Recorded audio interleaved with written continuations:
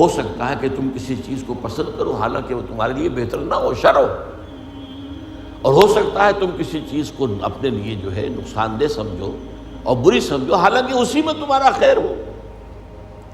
واللہ یعلم وانتم لا تعلمون، اللہ جانتا ہے تم نہیں جانتے۔ اب یہ وہ چیز ہے جس سے ایک تو یہ کہ خوف ختم، ایک توکل پیدا ہوتا، میں کر بھی کچھ نہیں سکتا، یہاں لفظ آئے گا اذن کا، جب تک کہ اللہ کا اذن نہ ہو، اور اللہ کا یہ اذن جو ہے وہ اس کے قدیم علم کی بنیاد کے اوپر ہے۔ اگرچہ ظاہر بات ہے مجھے چوائس تو کیا ہے، اور اپنے چوائس کے اعتبار سے میں یا مورد الزام ہوں گا اور یا مجھے بدلہ اور ثواب ملے گا، اما شاکرم و اما کفورا۔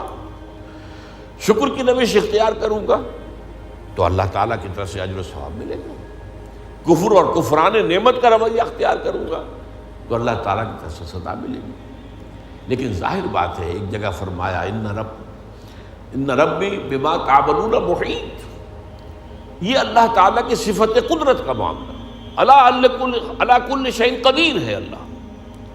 تو جیسا کہ میں نے عرض کیا اس کی قدرت و اختیار کا ایک پہلو وہ تھا جس کو چاہے عذاب دے، جس کو چاہے معاف کر دے، یغفر لمن یشاء ویعذب من یشاء۔ اور اگر میں یہ سمجھوں کہ میں اپنی کوشش اور محنت سے صرف کوئی کام کر سکتا ہوں تو بھی دھوکے میں آ گیا۔ میری اس قدر کے مقابلے میں، میری اس قدرت کے مقابلے میں میرا احاطہ کیے ہوئے اللہ کی قدرت ہے، میں اس اللہ کی قدرت سے باہر نہیں جا سکتا۔ اس پہلو سے یہ بات بھی جان لو کہ کسی شے پر توکل مت کرو، وما تشاءون الا ان یشاء اللہ، صرف تمہارے چاہنے سے کچھ نہیں ہوگا جب تک کہ اللہ نہ چاہے۔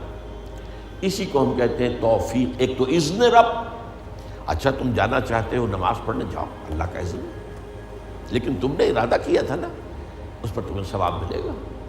اللہ نہ چاہے تو تمہارا ایک قدم بھی نہیں اٹھ سکتا، تم پہلا قدم اٹھانا چاہو اور اسی وقت جو ہے فالج گر جائے تمہاری ٹانگ پر، تو یہ جو کچھ ہے اذن رب سے ہے۔ اچھا تم چوری کرنا چاہتے ہو جاؤ، تمہارا چوائس ہے، لیکن ظاہر بات ہے کہ اس پر جو ہے تمہاری پکڑ ہوگی، لیکن یہ ہے تمہارا فیصلہ۔ اللہ راستہ آسان کر دے گا تمہارے لیے، چوری کا راستہ آسان کر دے گا، جاؤ۔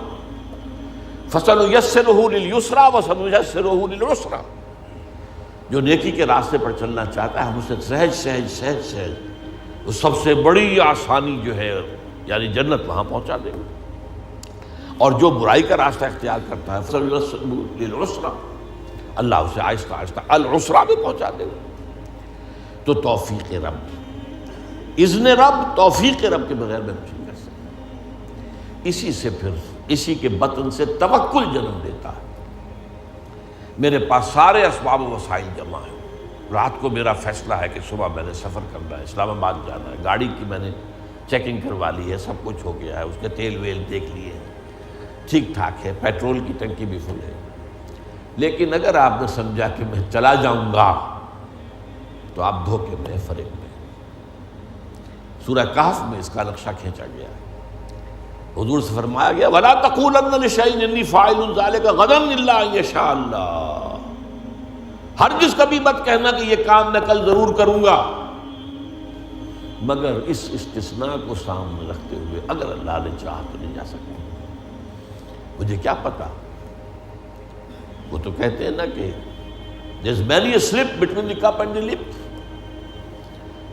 پہلواں جب پیالہ تمہارے ہاتھ میں ہے جب چاہو پی جاؤ دودھ کو، لیکن اس ہاتھ سے لے کر اس لپ تک آنے میں بہت سے مراحل ہیں، اس میں نہ معلوم کتنی مادی قوتیں جو ہیں، فورسز آف دی نیچر جو ہیں اندر موجود ہیں، ان میں سے کوئی انٹروین کر جائے تو آپ نہیں پی سکتے۔ there is many a slip between the cup and the lip۔ تو یہ در حقیقت تقدیر کا دوسرا پہلو ہے۔ اس کا یہ مطلب نہیں محنت نہ کرو، کوشش کرو، جد و جہد کرو، امکانی حد تک، اگر وہ نہیں کرتے ہو تو تم پکڑے جاؤ گے، لیکن یہ نہ سمجھو کہ تم اللہ تعالیٰ کی قدرت سے آزاد ہو جاؤ گے اور باہر نکل جاؤ گے اور جو چاہو گے کر دو گے۔ وَمَا تَشَاءُونَ إِلَّا أَن يَشَاءَ اللَّهُ إِنَّ رَبَّكَ، اللہ تعالیٰ رب ہے، إِنَّ رَبِّي بِمَا تَعْمَلُونَ مُحِيطٌ، احاطہ کیے ہوئے اللہ، بما یعملون محیط دو دفعہ قرآن میں، اور ایک مرتبہ تعملون محیط، احاطہ ہے تمہاری اس قدرت سے باہر، جیسا کہ میں نے کہا اللہ تعالیٰ کی قدرت ہے وہ چھائی ہوئی، ان اللہ علی کل شیء قدیر، وہ ہر شے کو محیط ہے، گھیرے میں لیے ہوئے۔ تو یہ ہے در حقیقت وہ ہمارے لیے عقیدہ تقدیر، اس اعتبار سے وہ علم قدیم اور اس میں جو کچھ طے ہے یہ ہمارے لیے سب سے بڑی نعمت ہے۔ اگر اس کا جو سبق ہے سمجھنے کے لیے تو میں نے کہا صرف ایک فارمولہ کافی ہے، وہ پری نالج ہے، پری ڈیسٹینیشن نہیں ہے۔ البتہ یہ کہ اس کے اندر انسان کی جو چوائس ہے شاکلہ کے اندر شاکلہ کی حد تک پری ڈیسٹینیشن ہے، لیکن اس شاکلہ کے اندر ایک فری چوائس ہے، اما شاکرا و اما کفورا۔ آپ جو راستہ بھی اختیار کرنا چاہیں اللہ نے اس کی آپ کو، تبھی یہ سارا معاملہ ہے، تبھی آپ معلوم ہے قرآن مجید کا فلسفہ زندگی کیا ہے، خلق الموت والحیات لیبلوکم ایکم احسن عملا۔ یہ ابتلا کا دور ہے، یہ دنیا کی زندگی امتحان کا دور ہے۔ قلزم ہستی سے تو برا ہے مانند حباب، اس زیاں خانے میں تیرا امتحان ہے زندگی۔ اور یہ کہ ظاہر بات ہے اللہ نیکوکاروں کو جزا دے گا، اجر و ثواب ہوگا۔ اس نے اخروی زندگی میں اس دنیا کے اعمال کے نتائج کا سامان کر رکھا ہے، جس کو کہتے ہیں اللہ تعالیٰ نے اعد لہم نارا سعیرا، یا ایسے ہی الفاظ ہیں، تیار کر رکھی ہے وہ بھڑکتی ہوئی آگ بھی، اور اللہ تعالیٰ نے جنت بھی تیار کی ہوئی ہے، سجائی ہوئی ہے، اور اہل ایمان کے استقبال کے لیے بے قرار ہے۔